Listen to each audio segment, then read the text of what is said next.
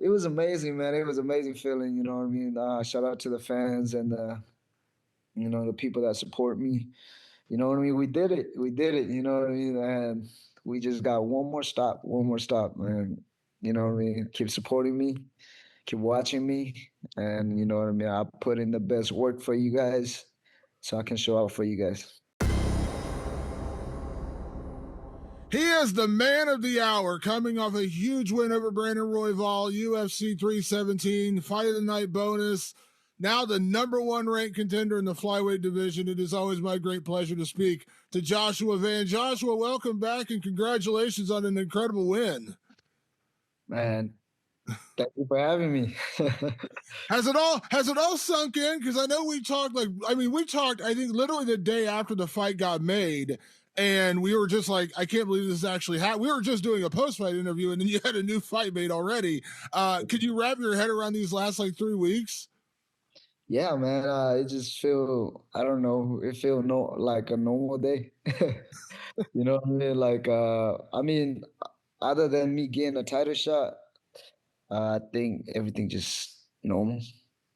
Has it like because you've always seemed very even tempered? Like I've talked to you, a lot during your UFC career. You never seem to let any of this get to you. But that moment, I mean, it was crazy being on the pay per view, stepping in there against the number one guy in the world on 3 weeks' notice. And I don't care that I mean, yeah, you just had a fight, but still, that's 3 weeks' notice to go back in there and do another one. But you've always seemed like you just kind of handle it. Like it just nothing seems to get to you. Yeah, man. Me and my team, like I said, we know what what we know what we got and things like that. So we always know what we can do. You know what I mean? So we just stay in the gym working. But all this other noise and chaos and all this thing, it's just noise. You know what I mean? So we just like to stay in the gym and grind. I love it. So walk me through because we talked before the fight. We talked about Brandon Royval, and by the way, I did mention this on Saturday. You gave him huge credit for taking the fight. You said, "Hey, he could have waited. He could have not taken it," and obviously he did. Give me your impression. Like, how do you feel the fight played out? Because I thought it was an amazing performance. Because he's a very dangerous guy, and the way you beat him. And let me compliment you on this, and maybe you agree, maybe you don't, but I think the adjustments you made during the fight was the most impressive part. Like you just adjusted on the fly and it became a totally different fight. So you tell me, like, how do you feel it all played out? Man, I feel great. You know what I mean? Roy Vol is a great.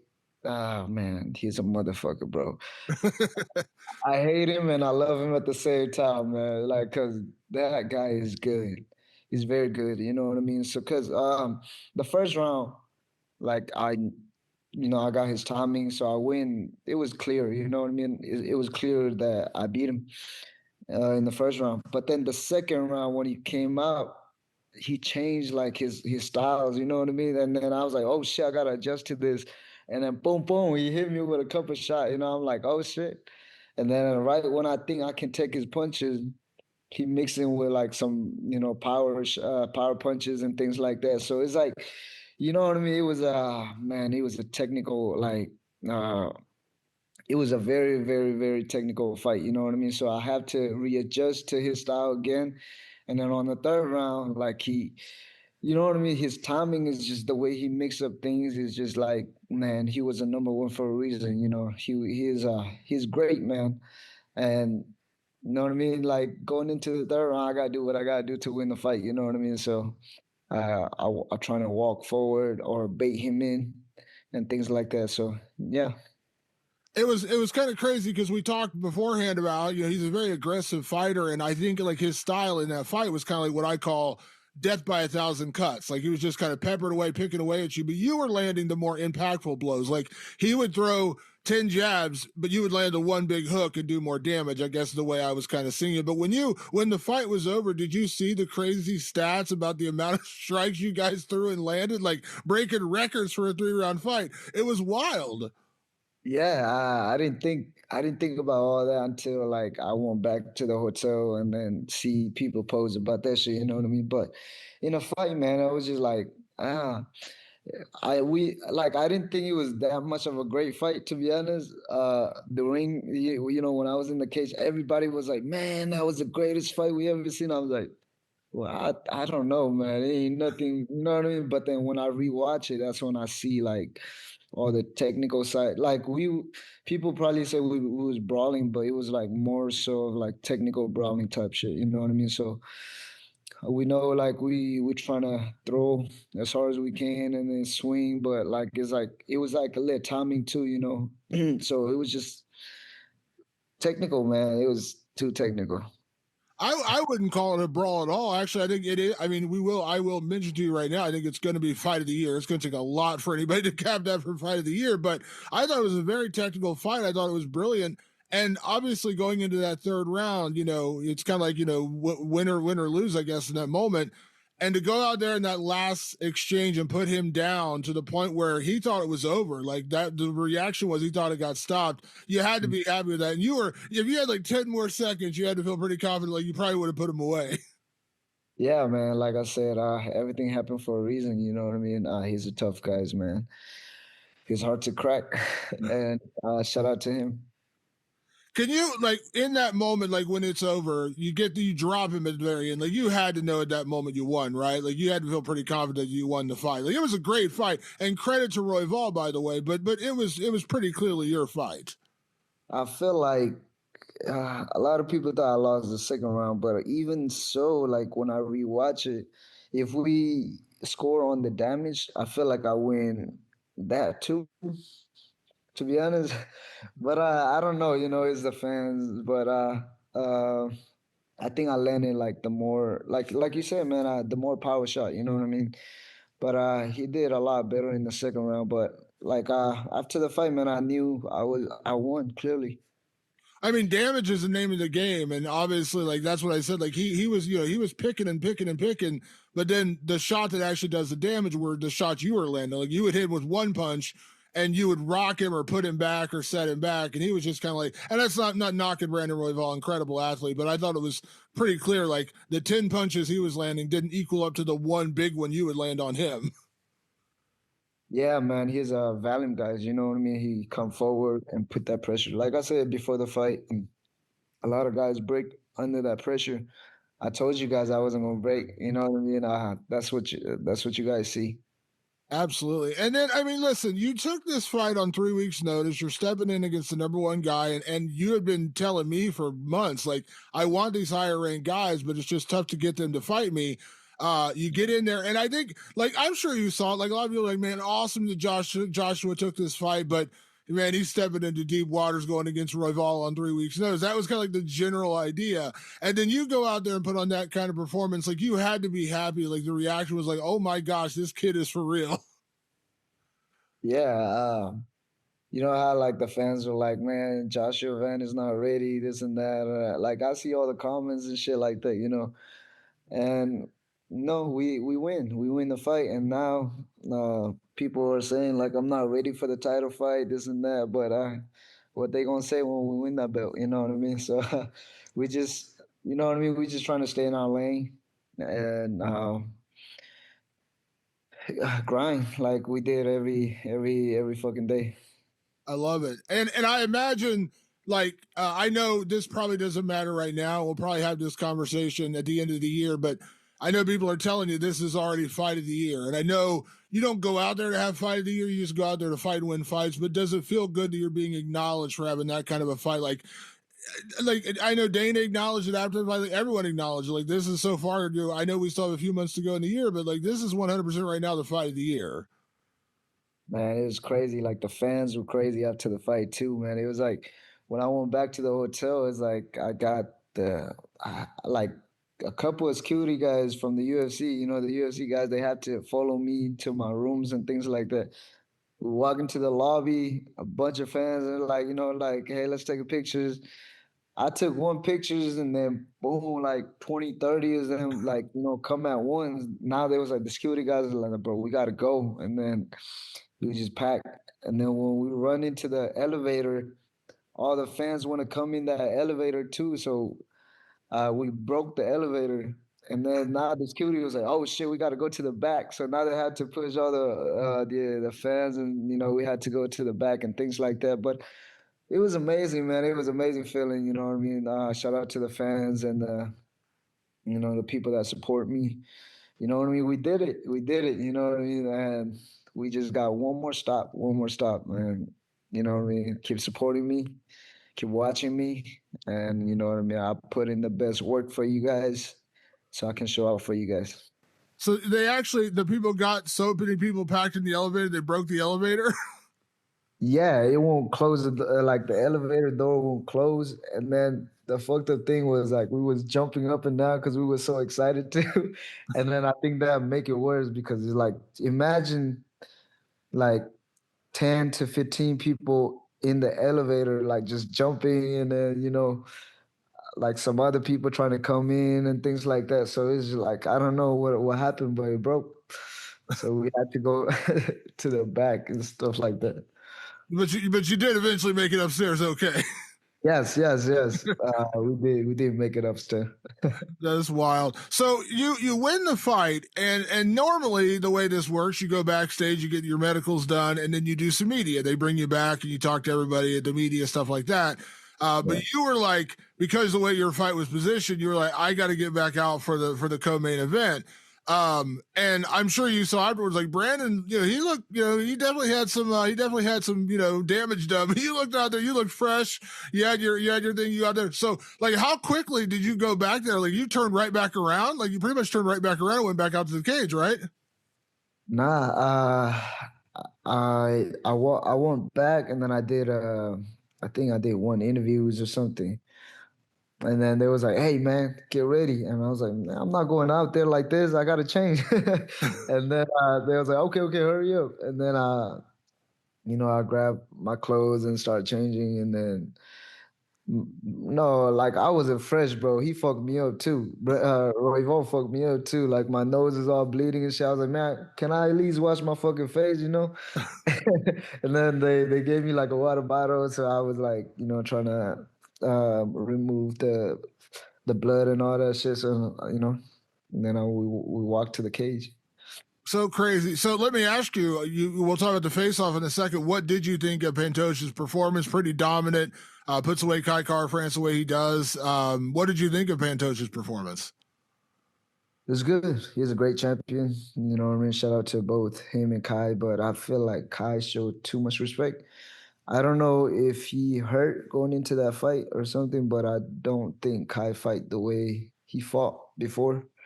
So I don't know. You know, who knows? Because not everybody is 100 on that fight day. You know what I mean? So we don't know what happened to him, but I didn't think he fight his fight, and he just make it easy for Pantoja. Yeah, he gets the submission. He's on a run right now. I think that's 4 title defenses. And I think the one, like I said this before the fight, and I'm not knocking Kai Kara-France. I said I felt like Kai Kara-France got it kind of by default because there just wasn't a true number one contender. Kai had only won one fight in a row, and, you know, good win, of course, but it wasn't like he's on this streak and things like that. It was almost like, well, we don't have a great number one option, so Kai has, you know, the best streak of the best guy available. Let's give him the title shot. He goes out there and beats him, and then immediately you come in the cage. What was that like? Like, you're just like, you're still like barely like at this point, whatever, 15 minutes, 20 minutes removed from your fight, and now you're in the cage facing off with the UFC flyweight champion. Is it wild to even like wrap your head around how that all happened? I don't know, man. I just want to go out there and show the people that I'm next in line, you know. That's the reason why I want to get in that cage, man. I'm not trying to go in there and, you know what I mean, take his moment away from him, you know. And I didn't even know what to do. Like when I walk into the cage, like I didn't even know we supposed to like fucking face off like that, you know. I just want to like go in there, be like, "Hey, I'm next," you know. But shout out to Pantoja, man. He guided me into the face off and everything like that. Like when I walk into that cage, I was just like, I don't know, I was just excited, you know what I mean? And like nothing was on my mind. I was just happy to be there with the champ, you know what I mean? Just showing the people that I'm next. So, um, and then I was about to walk out right after they asked me a question, you know, and then Pantoja was like, "No, that's not how it worked. Like we got to do the face off." And then he grabbed me, and I was like, "Oh shit." You know what I mean? Shout out to the guys, man. He's a very nice guy.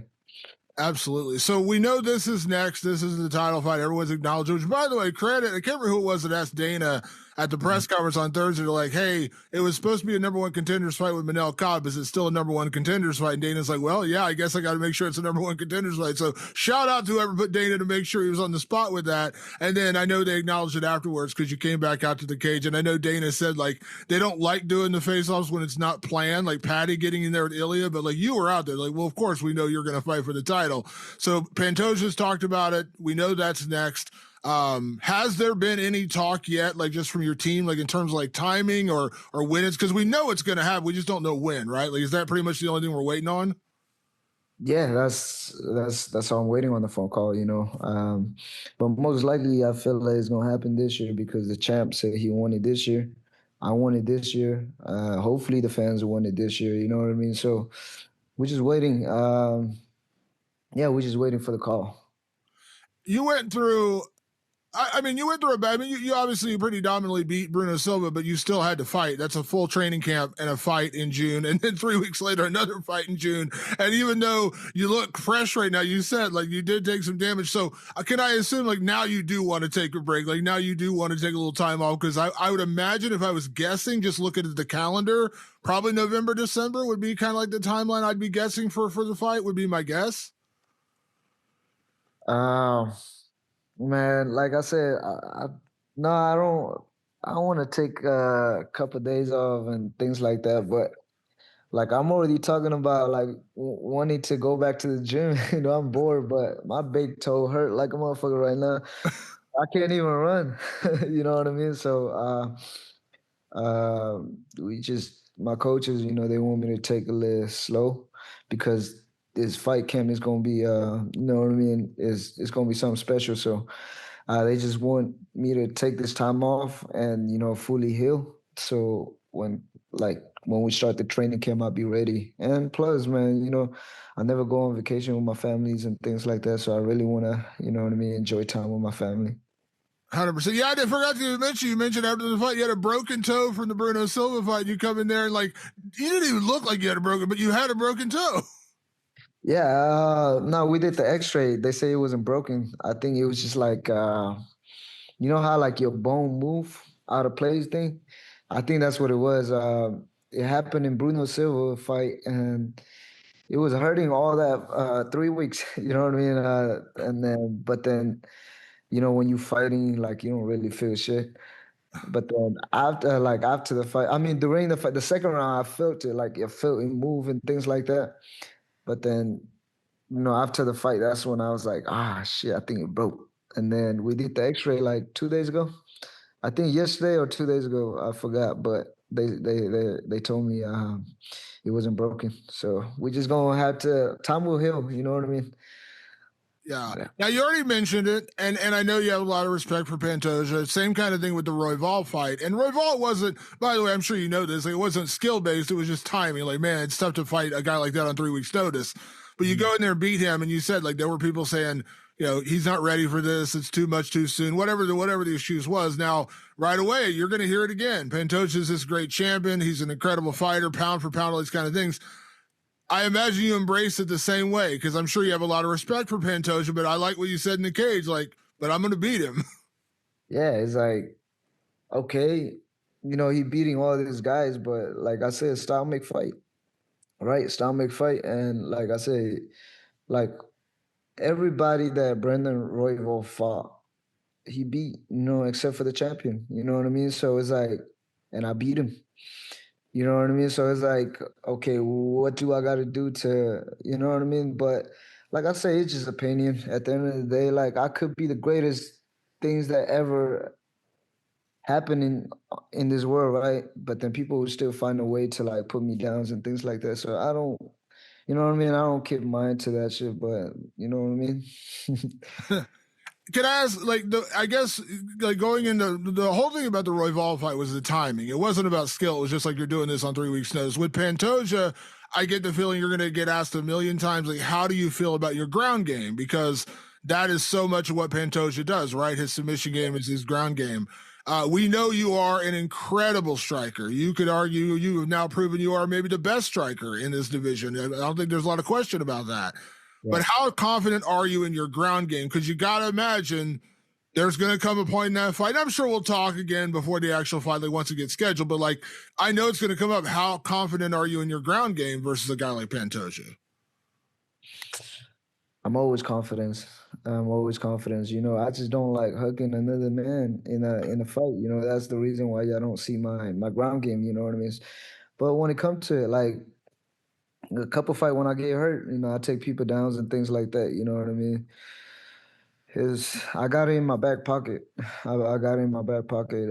When it's time to use, I'll use it. You know what I mean? And who do you see in the UFC that can hold me down? Like all my all my previous fight. Like, okay, they took me down, but what happened? You know what I mean? So it's like, you know what I mean? It's just opinion at the end of the day. I know they're gonna ask me the same question over and over and over again. Like, what you think? You think can you defend this takedown? Like, yeah.